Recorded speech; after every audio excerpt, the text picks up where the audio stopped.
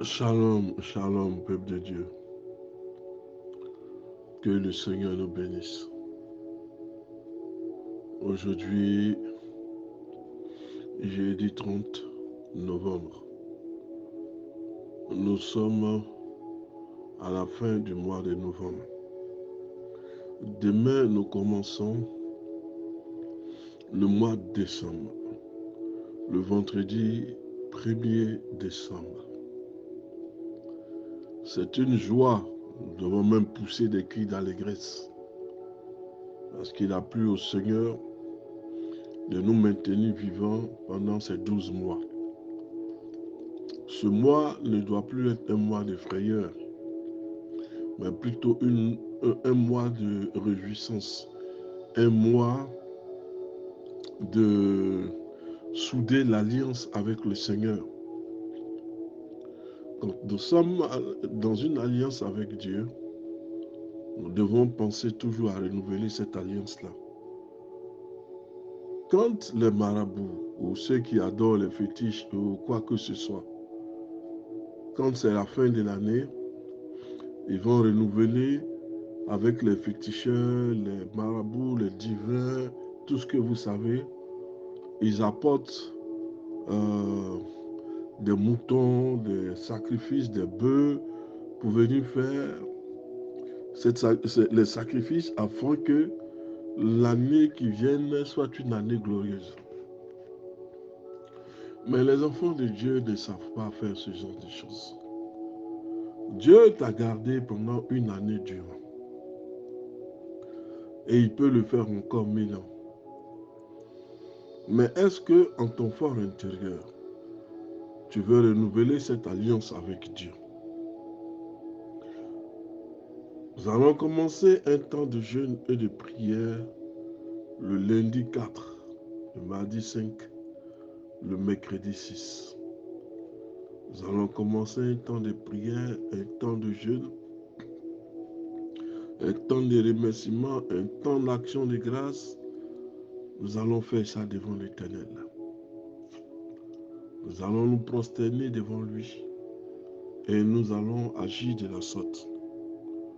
Pendant ces 3 jours, lui disant merci, action de grâce, reconnaissance pour tous ses bienfaits, de ce qu'il m'a donné le souffle de vie pendant 12 mois. Alléluia. Le thème que je veux voir avec vous, retenez-le. Genèse 32, le verset 26. Je ne te laisserai pas partir sans que tu m'aies béni. Ça coïncide un peu avec ce que je dis. Nous devons rester dans l'alliance avec Dieu jusqu'à ce que l'Éternel nous bénisse. N'allons pas ailleurs. Les autres courent vers les féticheurs, les comiens, les tanoués. Vous verrez que les rivières seront bondées de moutons, de poulets, de coqs, de tout ce que vous voulez. Mais les enfants de Dieu aussi doivent apprendre à faire ce qu'on appelle l'action de grâce. Thème, retenez-le.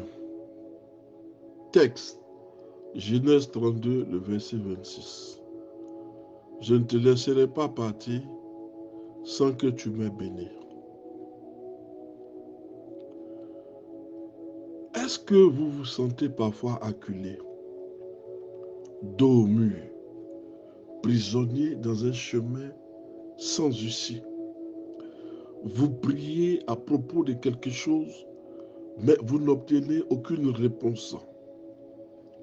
Résistez-vous à Dieu, car il ne vous a pas encore accordé ce que vous désirez. Vous avez envie de vous battre avec lui. Le mot battre est un peu fort.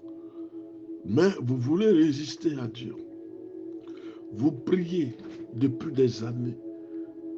Vous vous dites, qu'est-ce que je n'ai pas fait comme dîme, comme offrande, comme prière, comme jeûne, comme veillée, comme action de grâce? Je suis toujours au point zéro. Au point que vous voulez résister à Dieu. Parce qu'il ne vous a pas accordé à temps ce que vous désirez. Vous avez envie de vous battre avec lui.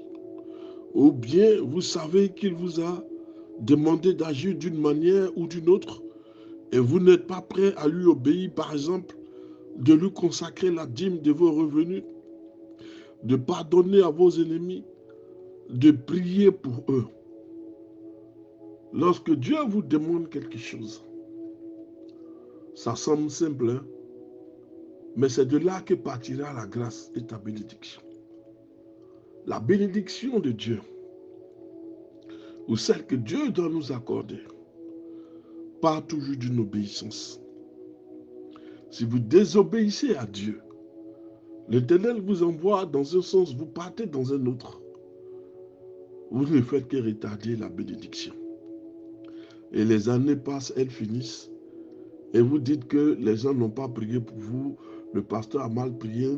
Mais le pasteur, il a élevé la voix. Mais est-ce que toi-même, en tant qu'enfant de Dieu, tu as marché conformément à ce que tu as entendu? Il ne s'agit pas de déposer ton sujet de prière chez le pasteur et aller dans les boîtes de nuit, les endroits malsains, et puis pensant recevoir la bénédiction. Dieu peut t'accorder parfois à cause du pasteur. Mais des fois, le Seigneur dira au pasteur, ce n'est pas la peine d'intercéder. Parce que celle même pour qui tu es en train de prier, jeûner, intercéder, se retrouve dans les coins où on fait des transferts d'esprits démoniaques, tels que les boîtes de nuit, tels que des endroits, tels que faire des choses qui ne sont pas à la gloire de Dieu.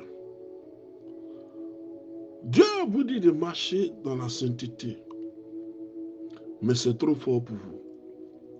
L'Éternel vous dit de lui consacrer la dîme de vos revenus, de pardonner à vos ennemis, de prier pour eux. Mais vous trouvez que ce sont des choses trop difficiles à réaliser. Parfois, Dieu a besoin de nous tester, non seulement notre foi, mais notre confiance en lui, notre niveau d'obéissance. Jacob avait rencontré Dieu une première fois en route vers la Chaldée de ses ancêtres. Dieu lui avait fait des promesses qu'il avait tenues. Quand Jacob revint en Canaan, Dieu voulut encore tester l'obéissance de Jacob.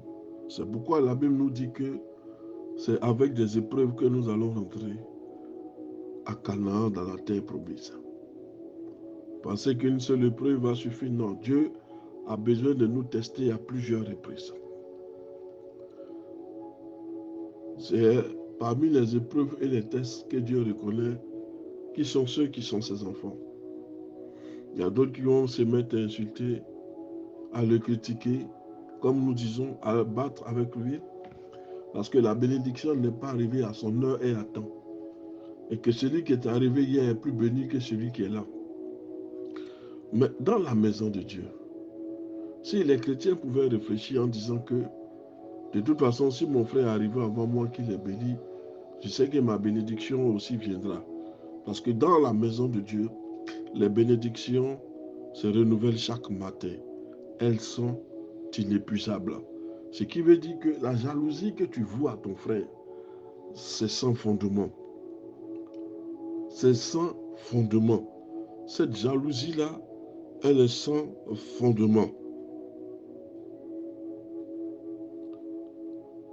Dieu a voulu tester encore l'obéissance de Jacob et sa confiance en lui. D'où cette étrange lutte qui a duré toute la nuit. À un moment donné, Jacob a dû comprendre que le lutteur n'est pas un homme, mais Dieu lui-même. Et que par conséquent, Dieu pouvait le bénir à nouveau. Dieu n'est pas un Dieu pour mentir, ni un homme pour se repentir. Lorsqu'il dit quelque chose, il s'appuie sur la vérité, parce qu'il est un Dieu de vérité. Mais l'Éternel veut savoir, est-ce qu'il peut compter sur toi? Raison pour laquelle il multiplie la succession de preuves et de textes, pour voir à quel niveau tu es capable de marcher dans la patience, la confiance et l'obéissance. Il veut voir dans quelles conditions il peut te faire confiance. Jacob, dans cette lutte, s'est rendu compte que le lutteur n'est pas un homme, mais Dieu lui-même. Et que par conséquent, Dieu pouvait le bénir à nouveau. C'est pourquoi il s'écria, « Je ne te laisserai pas partir sans que tu m'aies béni. » Dieu lui avait donné un rêve, une vision des années auparavant. Et seul Dieu pouvait lui permettre de réaliser son rêve. Mais pour cela, Jacob devait lutter avec lui, avec son passé, avec ses doutes, avec ses... Tout ça, ce sont des textes que Dieu met devant nous. Dieu ne peut pas t'utiliser si tu marches dans le doute. Non. La peur. Si tu ne te débarrasses pas de ton passé. Mais vous voulez que Dieu vous utilise puissamment, mais vous avez encore l'Égypte en tête. Vous voulez que Dieu vous bénisse abondamment, mais vous marchez dans le doute et la peur. Vous avez encore le passé dans lequel le diable va faire ressurgir pour vous accabler. Et en conséquence, vous vous apitoyez sur votre sort, en grand que Dieu n'est pas capable de m'utiliser parce que le diable a fait ressortir mon passé. Nous tous, nous avons un passé. Dieu le sait, mais le sang de l'agneau nous a justifiés. Alléluia. Le sang de l'agneau nous a justifiés.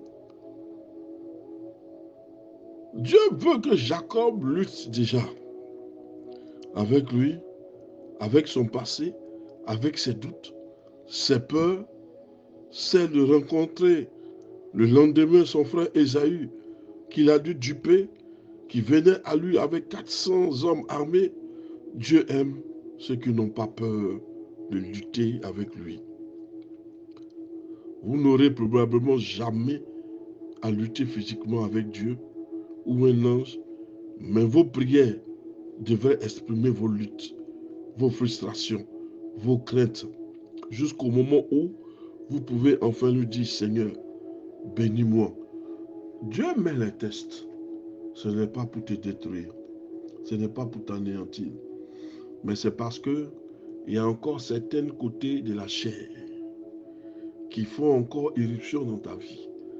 Et Dieu, quand il t'isole, il te met dans un désert. Tu as l'impression que tout le monde est contre toi. Non, frère. C'est parce qu'il veut que tu te sépares de ce qui sera pour toi un piège, ce qui va obstruer ta bénédiction. L'Éternel veut que tu t'en débarrasses, tu t'en sépares. C'est pourquoi il te met souvent de côté, il te donne des rêves, il te donne des visions. Mais si tu n'es pas encore rentré dans la vision et dans la destinée, c'est parce qu'il y a encore un côté charnel qui rejaillit à chaque fois. Et Dieu veut que tu apprennes à lutter avec lui. En luttant avec l'Éternel, tu comprendras tes défauts et tu les corrigeras. C'est pourquoi il ne veut pas des gens qui ont peur, des gens qui ne peuvent pas utiliser, des gens qui à chaque fois entendent un cri ou voient un cafard sont dans la panique. Non. Dieu veut des gens en qui il peut faire confiance.